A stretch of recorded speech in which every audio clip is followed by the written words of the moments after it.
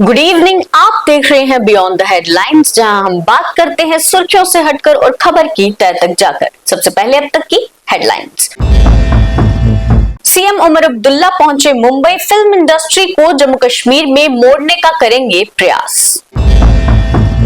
लंबे समय से आतंकी कठुआ के अलग अलग जगह छिप रहे थे। कठुआ में सर्च ऑपरेशन के दौरान 3 आतंकी हाइडआउट्स मिले। मां वैष्णो देवी की प्राचीन गुफा खोली गई। वैदिक मंत्रों के साथ खोली गई गुफा। श्रद्धालुओं में खुशी। 1996 बैच के आईपीएस अधिकारी मुकेश सिंह ने लद्दाख के डीजीपी के रूप में कार्यभार संभाला। जम्मू कश्मीर सरकार ने 11 सेक्शन ऑफिसर्स को प्रमोट करके अंडर सेक्रेटरी बनाया। जम्मू कश्मीर सेक्रेटरीट में हैं पोस्टेड। जम्मू पुलिस ने वर्ष 2025 के दौरान 1.75 करोड़ रुपए के मूल्य के 746 गुम और चोरी हुए स्मार्टफोन्स बरामद किए। पुंछ में एलओसी के पास फिर दिखा पाकिस्तानी ड्रोन। सेना अलर्ट पर। जम्मू कश्मीर में बर्फबारी का अलर्ट। 20 जनवरी से भारी बर्फबारी की संभावना। और अब खबरें विस्तार से। मेरे साथ होंगे मेरे सीनियर सहयोगी दीपक हजूरिया। आज मुख्यमंत्री उमर अब्दुल्ला मुंबई पहुंचे और वहां जाकर इस बार वो फिल्म इंडस्ट्री को वापस जम्मू कश्मीर में लाने के लिए कुछ प्रयास करने वाले हैं। तो दीपक जी, क्या कुछ किन से मिलने वाले हैं वहां पर जाकर सीएम? देखिए आकांक्षा, लगातार यही बात होती है कि कोई एक समय था 70 और 80 का दौर, जब जितनी भी बड़ी मूवीज थी वो कश्मीर में शूट हुआ करती थी। उस समय कश्मीर सबसे फेवरेट स्पॉट होता था फिल्म मेकर्स का। आज वो यूरोप या यूएस या बाकी कंट्रीज बन चुका है। कश्मीर में जिसको धरती का स्वर्ग कहा जाता है, जैसी सुंदरता, जैसे नेचुरल स्पॉट्स वहां हैं, शायद ही दुनिया के किसी कोने में हो। मगर एक दौर आया जब कश्मीर से फिल्म इंडस्ट्री दूर हो गई। आतंकवाद का वो दौर था। अब जैसे कश्मीर में हालात पहले से बहुत बेहतर है और लगातार जम्मू कश्मीर के लोग भी मांग करते हैं कि फिल्म इंडस्ट्री यहाँ पहुंचे और एक बार दोबारा से यहाँ एवेन्यूज बढ़े जम्मू कश्मीर के लोगों के लिए भी और फिल्म इंडस्ट्री के लिए भी। ऐसे में पिछले कुछ सालों में अगर हम देखें तो काफी सारी मूवीज का शूट कश्मीर में हुआ है, मगर फिर भी उस लेवल का शूट अभी नहीं हो रहा।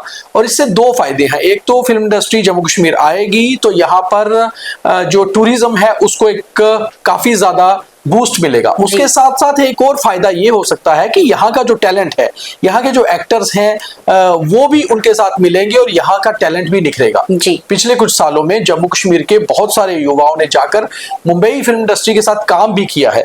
ये एक प्रयास जो उमर अब्दुल्ला अभी कर रहे हैं। दरअसल उमर अब्दुल्ला जब पहले 2009 से 2014 तक जम्मू कश्मीर के मुख्यमंत्री थे, एक प्रयास इन्होंने तभी भी किया था मुंबई जाकर।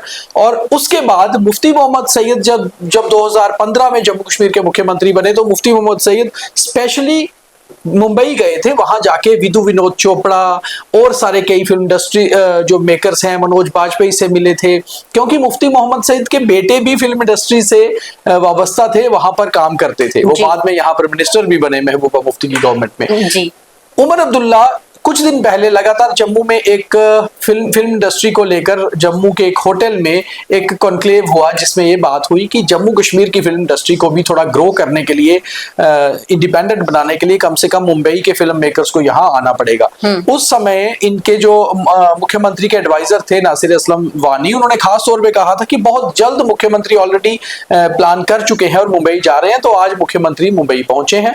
2 से 3 दिन का शायद ये उनका टूर है और काफी सारे वहां जो है फिल्म मेकर से मिलने के बाद शायद वो एक कोशिश कर रहे हैं कि फिल्म इंडस्ट्री वापस कश्मीर लौटे और कश्मीर आने से जम्मू कश्मीर को एक बड़ा लाभ हो। अब देखना यह है कि उनके इस प्रयासों को कितना अमली जामा पहनाया जाता है, कितनी सफलता मिलती है। और हम उम्मीद करते हैं कि इस बार उमर अब्दुल्ला की ये कोशिश सफल होगी। जी। तो वहीं कश्मीर में काफी लंबे समय से अलग अलग जगह पर आतंकी छिप रहे थे। तो इसीलिए कठुआ में जो सर्च ऑपरेशन चल रहा था, उस सर्च ऑपरेशन के दौरान 3 आतंकी हाइडआउट्स मिले हैं। दीपक जी, क्या कुछ डिटेल्स हैं इनको लेकर? देखिए आकांक्षा, पिछले करीबन 1 महीने से लगातार ये खबरें आ रही थी कि 15 दिसंबर को अगर हमें याद है तो मानसर में एनकाउंटर हुआ था और आज ऑलमोस्ट 1 महीना पूरा हो चुका है। उस 1 महीने से 3 टेररिस्ट बहुत जगह हाइडआउट्स में छुपते हुए नजर आ रहे थे, लगातार सर्च ऑपरेशन हो रहा था और सर्चेस लगातार जारी हैं। 26 जनवरी आ रही है और ऐसे इनपुट्स आ रहे हैं कि आतंकी कहीं देखे गए हैं, बीच में ब्रीफ एक दो बार एनकाउंटर भी इनसे हुआ। तो ऐसे में लगातार कठुआ पुलिस हो, अन्य सिक्योरिटी फोर्सेस हो, लगातार सर्च कर रहे थे कि आतंकी कहाँ छिप रहे हैं, कहाँ। तो ऐसे में 3 हाइडआउट मिले हैं और ये 3 अलग अलग जगह हैं, जिसमें कमाद नाला, कालाबन, धानु परोल, ये तीनों बिलावर में पड़ते हैं। जंगली इलाका है कठुआ के पास और वहां से एक बड़ा हाइडआउट जो है वो मिला है आतंकियों का। और ये जो हाइडआउट है इसमें ये साफ हो गया है कि कम से कम आतंकी लगातार छिपते फिर रहे हैं सुरक्षा बलों से। अब जो इसमें से मिला है 2 M4 empty cartridges, 1 plastic box, 1 polythene packet, hand gloves, 1 cap, blanket, tarpaulin sheet, small pouch, polythene bag।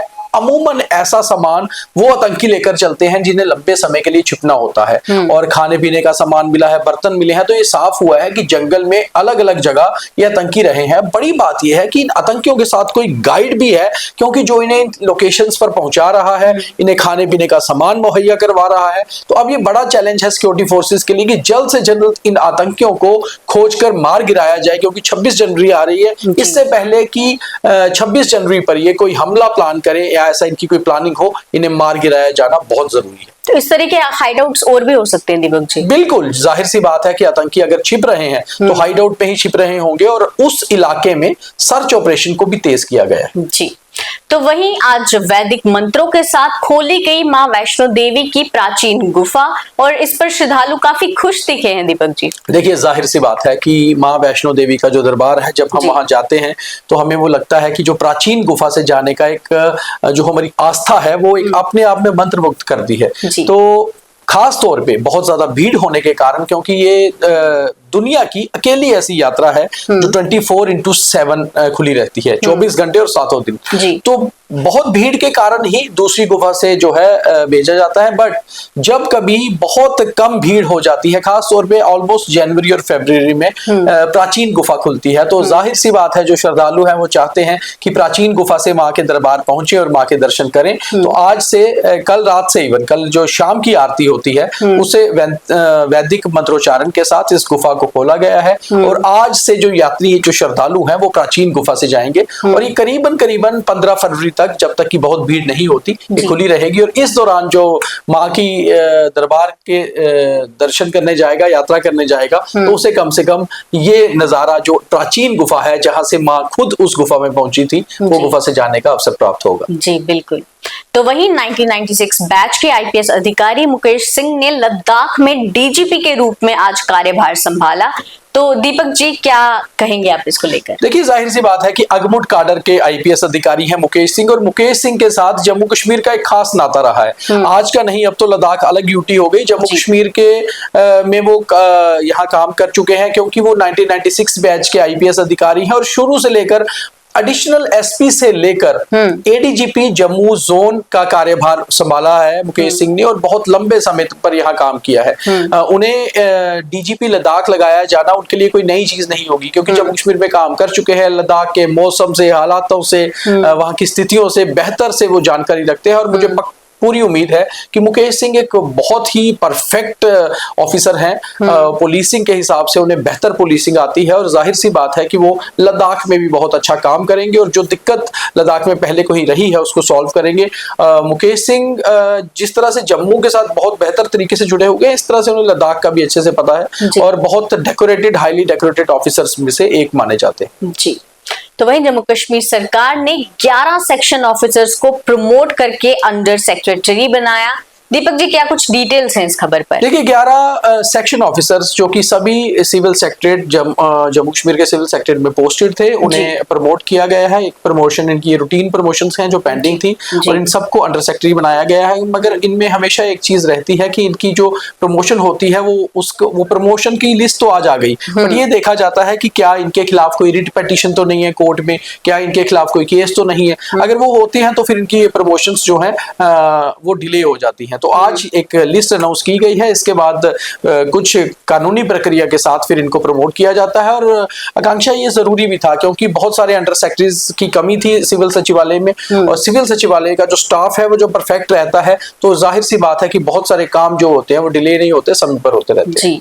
तो वहीं आज जम्मू पुलिस ने 746 गुम और चोरी हुए स्मार्टफोन्स बरामद किए जो कि 2025 में चोरी हुए थे, और इसकी जो टोटल कॉस्ट है वो 1.75 करोड़ बताई जा रही है। दीपक जी देखो आकांक्षा, एक तो इसमें बहुत साफ बात है कि जम्मू पुलिस की बहुत बड़ी उपलब्धि है। केवल ये जम्मू डिस्ट्रिक्ट पुलिस ने रिकवर किया है, यानी कि जम्मू में 746 स्मार्टफोन्स जो चोरी हुए थे या गुम हुए थे साल 2025 में, उनकी रिकवरी करना, और उनकी वर्थ क्या है 1,75,00,000, बहुत बड़ी कीमत है। मगर इसमें एक और सवाल उठता है कि इसका मतलब है जम्मू में खासतौर पे मोबाइल चोरियां बढ़ी हैं, क्योंकि इतने बड़े लेवल पे जो है लोगों के मोबाइल चोरी हुए हैं। मगर इसमें एक और चीज भी है, पुलिस का ये कहना है कि बहुत सारे मोबाइल चोरी हुए नहीं होते, हमारी लापरवाही के कारण गुम हो जाते हैं। आप मोबाइल को कई बार प्रॉपरली कैरी नहीं करते, कहीं गिर गया, उसके बाद वो लापता हो गया और किसी को मिल गया, किसी चोर को तो उठा के उसने बेच दिया। बट एक चीज है कि बड़ी उपलब्धि जम्मू पुलिस के लिए इसलिए है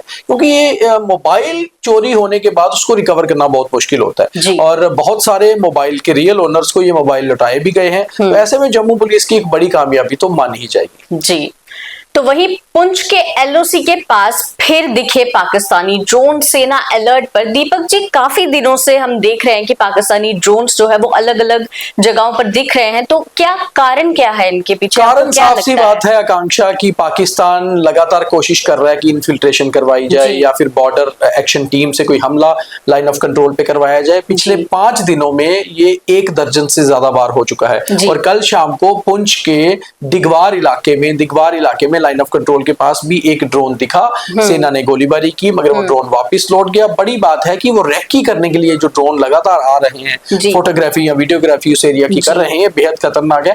आर्मी पूरी तरह से अलर्ट पर है, और अगर कहीं पर भी ऐसी कोशिश पाकिस्तान की तरफ से होती है, हम रोज ये कह रहे हैं कि आर्मी पर्संस लगातार, आर्मी ऑफिसर्स कह रहे हैं कि अगर कुछ ऐसा होता है तो पाकिस्तान को बख्शा नहीं जाएगा। जी, तो अब बात करेंगे जम्मू कश्मीर के मौसम की। तो जम्मू कश्मीर में बर्फबारी पर अलर्ट है, 20 जनवरी से भारी बर्फबारी की संभावना है। तो दीपक जी, अब सर्दी आगे और बढ़ने की उसमें है। आकांक्षा, एक तरफ तो स्कूल के बच्चों की छुट्टियां खत्म होने वाली हैं, अब दोबारा से 17 तक जो छुट्टियां थी वो कल खत्म हो जाएंगी। उसके बाद रविवार 18 और 19 से स्कूल खुलने के चांसेस हैं। और हमारी जो एजुकेशन मिनिस्टर है स्कीना, तो वो पहले ही कह चुकी हैं कि 19 से स्कूल खुल जाएंगे। मगर वही दूसरी ओर जिस तरह मौसम का अलर्ट आ रहा है, तो मुझे लगता है कि ये छुट्टियां भी आगे बढ़ जाएंगी और मौसम भी खराब होने के चांसेस हैं। जम्मू में बेसब्री से इंतजार हो रहा है कि समय पर बारिश अब हो जाए, और बारिश होने से जो ये ड्राई स्पेल है सर्दी का, ये कम से कम ठीक हो, जिससे कि लोग बहुत ज्यादा बीमार भी हो रहे हैं, क्योंकि जैसे ड्राई स्पेल बढ़ता है वायरल बहुत ज्यादा हो जाते हैं। और वहीं कश्मीर में इंतजार ये हो रहा है कि स्नोफॉल हो, और कम से कम जो आगे गर्मियों में पानी की किल्लत ना आए, इसलिए समय पर स्नोफॉल होनी जरूरी है। मगर मौसम विभाग ने जो अलर्ट जारी किया उसके हिसाब से तो लगता है कि 18 से 20 जनवरी के बीच भारी बारिश और भारी बर्फबारी हो सकती है। जी, तो ये थी अब तक की खबरें, और अब थॉट ऑफ द डे। समय के साथ हम सब कुछ बदलते जाते हैं, इसीलिए बहुत जरूरी है खुद को समय देना। बस अपने आप को समय दीजिए, सब कुछ खुद ब खुद बदल जाएगा। तो ये था आज का थॉट और आज का बीटीएच। बाकी तमाम खबरों के लिए देखते रहे न्यूज़ रूम 24 आवाज। जय हिंद।